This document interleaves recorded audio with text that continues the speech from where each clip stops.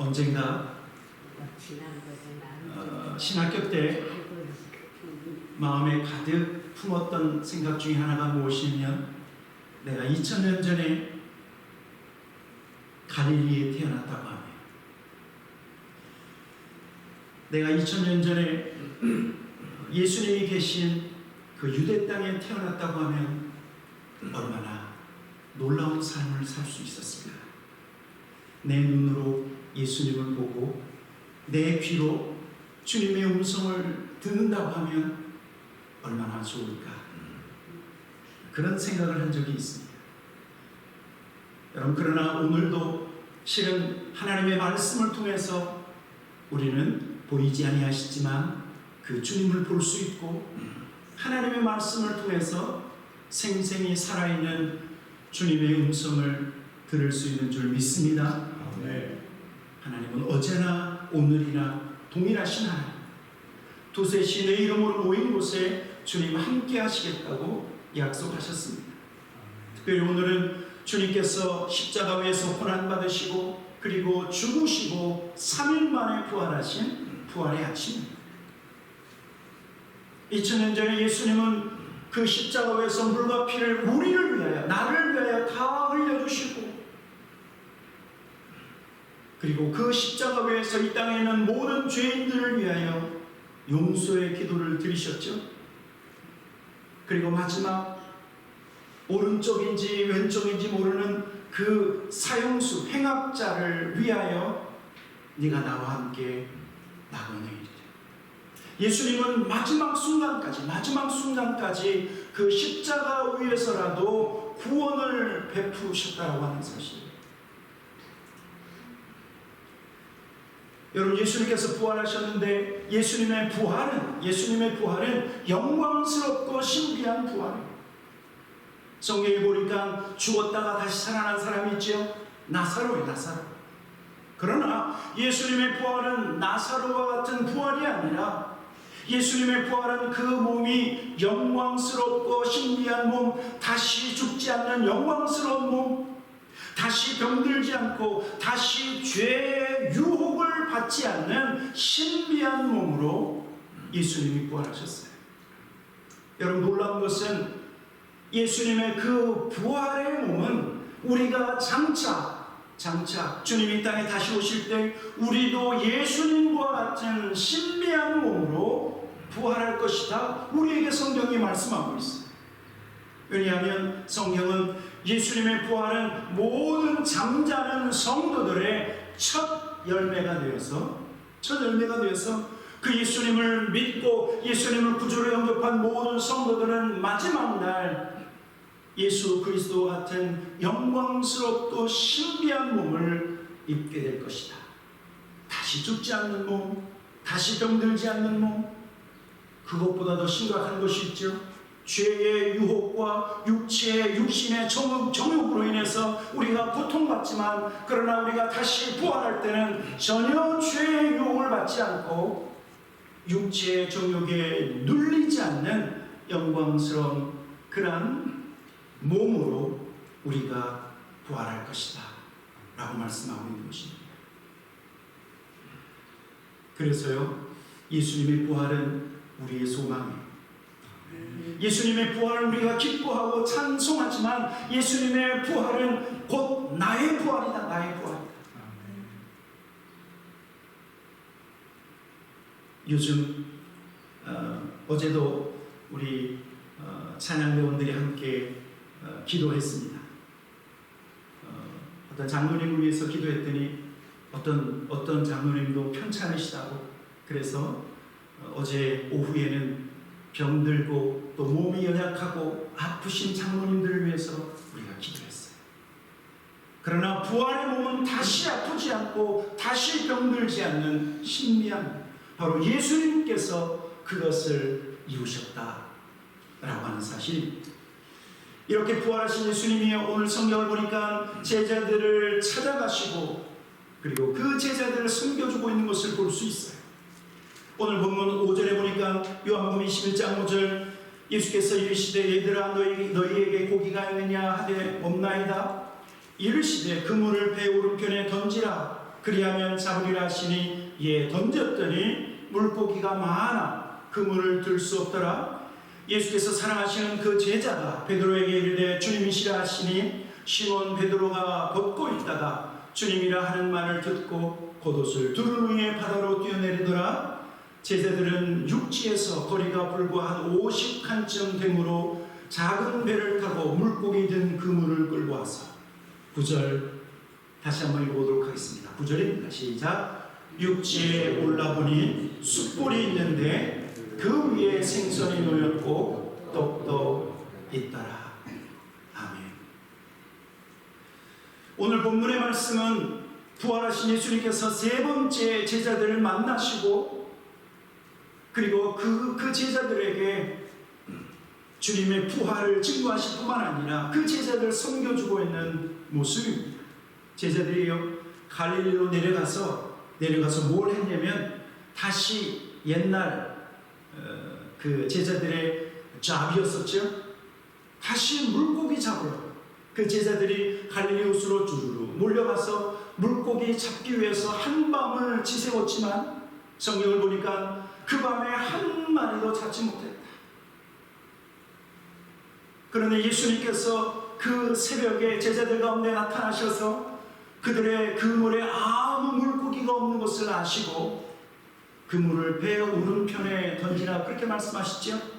그랬더니 오늘 성경을 보니까 그물에 그물을 들 수 없는 그런 많은 물고기를 잡았다. 그 물고기를 얻게 되었다 라고 말씀하고 있어요. 또 예수님은 제자들을 위해서 그 갈릴리 호수 옆에서 아침 식사를 준비해 주셨어요. 제자들은요 예수님께서 배 오른편에 그물을 던지라 라고 하는 그 말을 듣고 그물을 던졌더니 많은 물고기를 얻은 다음에야 비로소 자기들에게 말씀하신 분이 예수님이라고 하는 사실을 알았어요. 베드로가 옷을 벗고 있다가 옷을 챙겨 입고 바다로 뛰어내려서 예수님에게 달려갑니다. 다른 제자들은 배를 이끌고 그물을 이끌고 예수님께 모여듭니다. 예수님께 가까이 갔더니 예수님이 무엇을 준비하셨어요? 숯불을 피워두시고 그리고 생선을 구워주셨고 그리고 떡도 구워주셨어요. 그 숯불은 그 밤에 춥게 바닷일을 하고 있는 제자들의 그 추운 몸을 따뜻하게 하기 위해서 예수님이 미리 피워놓으신 숯불이에요. 구운 생선과 떡은 제자들이 밤새워 노동하고 힘들었을 그들의 배고픔을 채워줄 그 음식, 예수님께서 친히 사랑하는 제자들의 아침 식사를 준비하신 것입니다. 여러분 우리가 잘 알고 있죠? 예수님이 잡히시기 전날 밤 주님은 허리를 굽혀 사랑하는 제자들의 발을 씻겨줬어요. 제가 그 말씀을 묵상할 때마다 기가 막혀요. 하늘과 땅의 모든 권세를 가지신 예수님께서 허리를 굽혀 그 대야의 물을 붓고 사랑하는 제자들의 그 꼬질꼬질한 발가락을 하나하나 씻어주시고 수건으로 그들의 발을 씻겨주시는, 섬겨주시는 예수. 여러분 그런데 그것은 주님이 육신을 입고 있을 때, 그렇죠? 육신을 입고 이 땅에 계실 때의 모습이지만, 그러나 이제 예수님은 영광스러운 몸, 부활의 몸, 하늘과 땅의 모든 권세를 가지신 부활의 예수님이 여전히 사랑하는 제자들을 위하여 숯불을 피워주시고 구운 생선을 준비해 주시고 떡을 준비하시며 제자들의 아침 식사를 준비해 주셨어요. 주님의 제자들은 참 복도 많지요. 여러분 예수님은 이 땅에 오셨을 때 나는 섬기는 자로 왔다 라고 말씀하셨어요. 누가복음 22장 27절에 이렇게 분명히 말씀하셨는데, 앉아서 먹는 자가 크냐 섬기는 자가 크냐, 앉아서 먹는 자가 아니냐, 그러나 나는 섬기는 자로 너희 중에, 섬기는 자로 너희 중에. 여러분, 우리 예수님은 섬기시는 하나님, 섬기시는 하나님이시다. 부활하신 예수님께서 제자들을 섬겨주시고 그들을 위하여 숯불을 피우시고 구운 생선을 준비해 주시고 아침 식사를 준비해 주시는 것처럼 우리 예수님은 섬기시는 분이시다. 여러분, 그러면 예수님은 주님의 제자들만 그렇게 섬기시는가요? 아니에요. 2000년 전에 살아가는 제자들 위하여 숯불을 피워주시고 아침 식사를 준비하시고 그리고 그들의 발을 씻겨주시고 섬기신 그 예수님은 오늘도 동일하게 저와 여러분을 섬기시는 하나님, 섬기시는 거예요.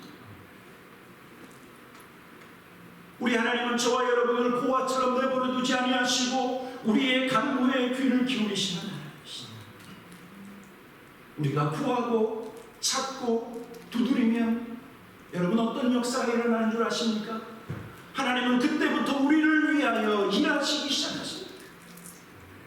우리가 구하는 것을 위해서, 우리가 찾는 것을 위해서, 우리가 두드리는 것을 위해서 하나님은 천군 천사를 통해서 주님의 친히 또 일어나서 우리를 위하여 일하시고 우리를 섬겨주시는 것이다.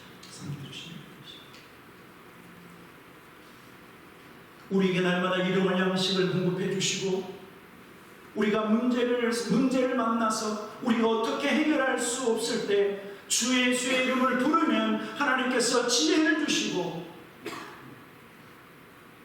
그리고 천군 천사를 보내서 저와 여러분의 삶에 형통한 삶이 이루어질 수 있도록 우리를 도우시는 분이시다.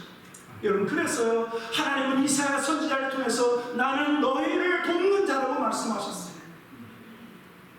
이사야 41장 13절 이는 나 여호와 너의 하나님이 너의 오른손을 붙들고 내게 이르기를 두려워하지 말라 내가 너를 도우리라 할 것입니다.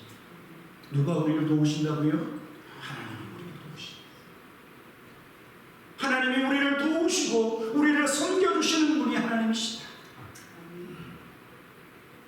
그래서 시편 기자는 여호와 우리 하나님은 우리를 도우시는 분이시기 때문에 우리는 그분만 의지해야 된다, 주님만 의지해야 된다 라고 우리에게 말씀하고 있습니다. 시편 118편 7절 8절 9절 우리 말씀 함께 같이 한번 읽어보도록 하겠습니다. 시편 118편 7절부터입니다. 시작. 여호와께서 내 편이 되사 나를 돕는 자들 중에 계시니 그러므로 나를 미워하는 자들에게 보호하시는 것을 내가 보리로다. 여호와께 피하는 것이 사람을 신뢰하는 것보다 나으며 여호와께 피하는 것이 고관들을 신뢰하는 것보다 낫도다. 사랑하는 성도 여러분, 하나님은 우리를 도우시고 하나님은 우리를 섬기시는 분이신데 그 하나님만 더 의지하는 저와 여러분 되기를 주님의 이름으로 간절히 축원합니다. 고관들, 높은 관리, 힘 있는 사람이죠. 백 좀 쓰는 사람이죠. 그러나 우리를 도우시고 우리를 섬기시는 그 하나님만 의지하는 것이 하나님 백성의 온전한 모습이라고 말씀하고 있는 것입니다. 그리고 오늘 예수님은요 사랑하는 제자 베드로에게 사랑을 요구하십니다. 네가 나를 사랑하느냐. 모든 식사를 마치고 예수님이 시몬 베드로에게 묻습니다. 요한의 아들 시몬아, 네가 이 사람들보다 나를 더 사랑하느냐. 제가 이 말씀을 들을 때 베드로는 참 사람을 좋아하는 사람 같아요. 여러분들 가운데도 하나님만 의지하는 사람이 있고 하나님만 좋아하는 분들이 있지만 나는 하나님보다 사람이 더 좋아요. 아마 그러시는 분들이 있을 거예요. 아마 베드로가 그랬던 것 같아요. 그래서 베드로 주위에는 사람들이 계속 꼬였어. 그래서 우리 예수님이 베드로를 제자들 가운데 리더를 시키지 않았나 생각을 해요. 그러나 예수님이 무엇을 요구하십니까? 요한의 아들 시몬아, 네가 사랑하는 이 사람들보다 나를 더 사랑하느냐? 그렇게 물으시는 거예요. 그랬더니 베드로가 뭐라고 얘기합니까? 주님 그러하나이다. 내가 주님을 사랑하는 줄 주님께서 아시네. 예수님께서 이것을 한 번도 아니고 두 번도 아니고 세 번씩이나 시몬의 아들 요한의 아들 시몬아, 네가 나를 사랑하느냐, 네가 나를 사랑하느냐, 네가 나를 사랑하느냐 물으시니, 그때마다 베드로는 내가 주님을 사랑합니다, 내가 주님을 사랑합니다, 내가 주님을 사랑합니다 라고 답하고 있는 거예요. 여러분, 이런 질문을 할 수 있지 않습니까? 왜 예수님은 베드로에게 한 번도 아니라 세 번씩이나 네가 나를 사랑하느냐 라고 하시면서 주님, 내가 주님 사랑합니다 라고 하는 그런 세 번씩이나 주님 사랑한다 라고 하는 고백을 받아내고 계십니까? 왜 예수님은 베드로에게 사랑을 요구하셨을까? 어떤 분은요 이렇게 생각하시는 분이 있어요. 왜냐하면 베드로가 예수님을 세 번씩이나 모른다고 했으니까 요놈 맛 좀 봐라 그러면서 세 번씩이나 나를 사랑하도록 하셨다, 그렇게 말씀하시는 분이 있어요. 그렇게 생각하는 분들이 있을 거예요. 여러분, 베드로는 분명 예수님을 세 번씩이나 부인했어요. 맞아요. 여러분, 그것은요 베드로의 실패예요. 우리가 잘 알잖아요. 베드로는 주는 그리스도시요 살아계신 하나님의 아들이라고 그러한 신앙 고백을 해서 예수님께 얼마나 큰 칭찬을 받았는지 모릅니다. 3년 동안 예수님을 열심히 쫓아다니고 하나님의 일에 함께 동참했었던 그 베드로인데, 심지어 그는요 자신만만하게 내가 주님에게 죽음의 길 가면 나도 같이 죽겠습니다, 그렇게 인간적인 자신감으로 충만했었던 사람이 베드로예요. 그런데 주님을 모른다, 나는 저 사람하고 아무 상관이 없다, 나는 저 사람 모른다, 세 번씩이나 부인한 실패자가 됐어요. 여러분, 그렇게 주님을 향해서 세 번씩이나 부인한다고, 그래서 베드로의 믿음이 실패한 상황인데, 부활의 예수님이 베드로 앞에서 네가 나를 사랑하느냐 물으십니다.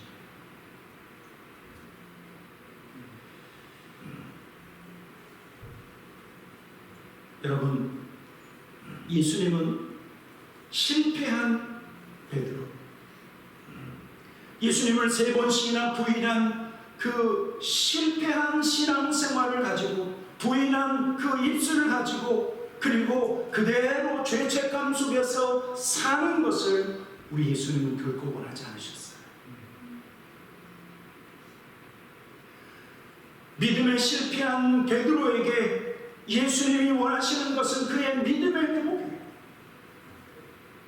예수님을 모른다 하고 예수님과의 관계가 끊어졌던, 잠시 잠깐 동안이라 할지라도 끊어졌던 그의 관계가 다시 예수님과의 온전한 관계로 회복되기를 우리 예수님은 원하셨어요. 여러분, 믿음에서 잠깐 동안 실패했지만 다시 어떻게 하면 회복할 수 있을까? 예수님은 베드로의 입에서 무엇을 받아내신 거예요? 네가 나를 사랑하느냐? 그러면 베드로가 뭐라고 얘기해야 돼요? 이제는 베드로의 마음 중심에 있는 것을 진짜 고백해요. 내가 주님을 사랑합니다, 내가 주님을 사랑합니다. 그때는 내가 주님을 부인했지만 그러나 내 마음은 정말 주님을 사랑합니다, 사랑합니다, 사랑합니다.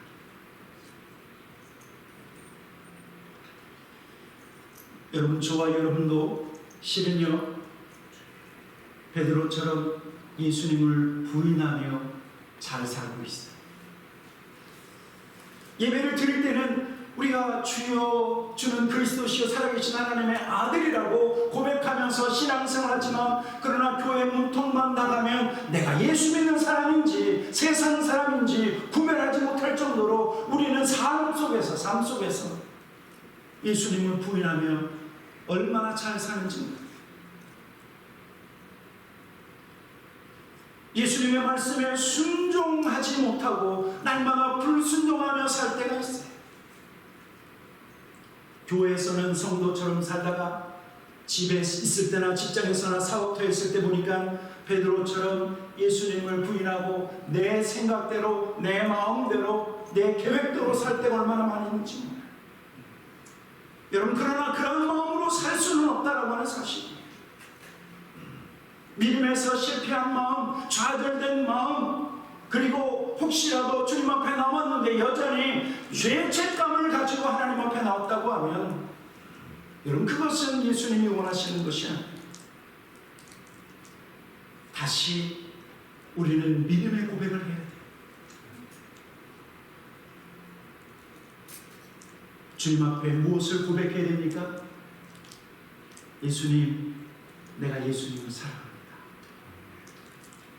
하나님, 내가 하나님을 사랑합니다.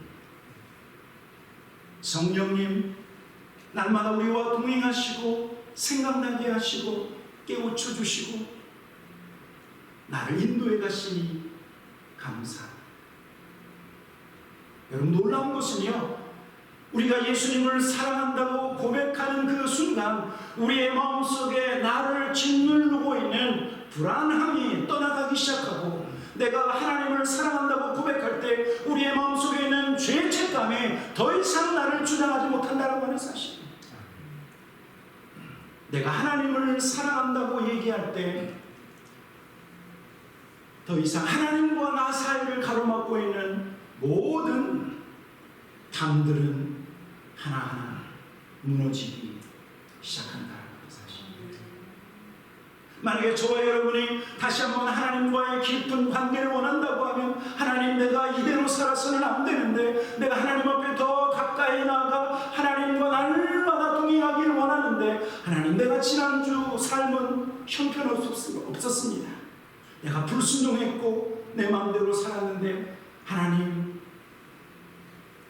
그러면 어떻게 해야 돼요? 다시 하나님을 사랑한다고 고백해요. 예수님을 사랑한다고 고백해요. 여러분, 우리 예수님은 많은 것을 요구하지 않아요. 무엇을 요구하세요? 오직 사랑을 요구하세요.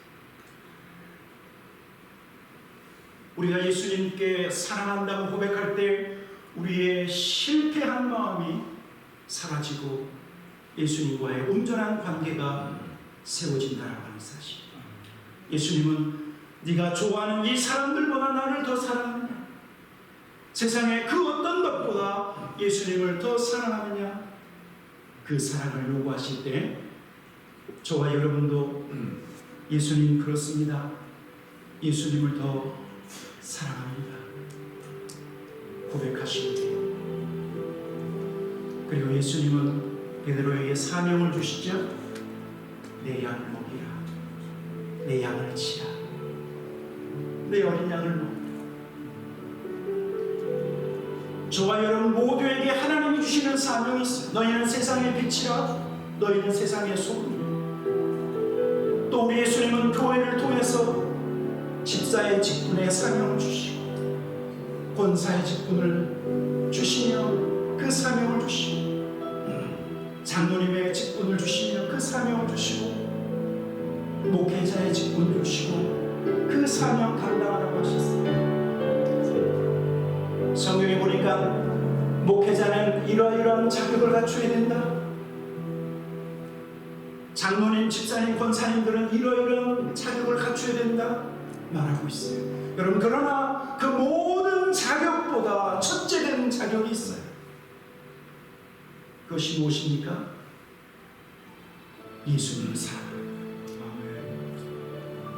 예수님을 사랑하며 그동안 우리가 잊어버렸던 우리의 사명, 그동안 내가 충성 다하지 못한 우리의 직분 다시 감당할 수 있어요. 우리 주님은 다른 것 보지 않고 우리가 예수님을 사랑한다라고 하는 그 말을 듣고 우리에게 사명을 주시는 하나님이라고 하는 사실입니다. 성경을 보니까 사랑이 없으면 아무것도 아닙니다. 내가 내게 있는 모든 것으로 부지하고 또 내 몸을 불사르게 내줄지라도 사랑이 없으면 내게 아무 유익이 없느니라. 고린도전서 13장 3절에서 말씀하고 있죠. 부활하신 예수님을 사랑하시는 저와 여러분 되기를 주님의 이름으로 간절히 축원합니다. 그리고 날마다 내 마음이 낙심되고 하나님과의 관계, 하나님 앞에 더 가까이 나가기를 원한다고 하면 이 고백을 꼭 하십시오. 예수님, 내가 예수님을 사랑합니다. 하나님, 하늘에 계신 우리 아버지, 내가 아버지를 사랑합니다. 성령님, 우리 안에 계시고 내 안에 계시는 성령님, 내가 성령님을 사랑합니다. 날마다 이렇게 고백하시며 하나님과 동행하는, 예수님과 동행하는 저와 여러분에게 다시 한번 주님의 이름으로 축원합니다. 아멘. 같이 기도하도록 하겠습니다.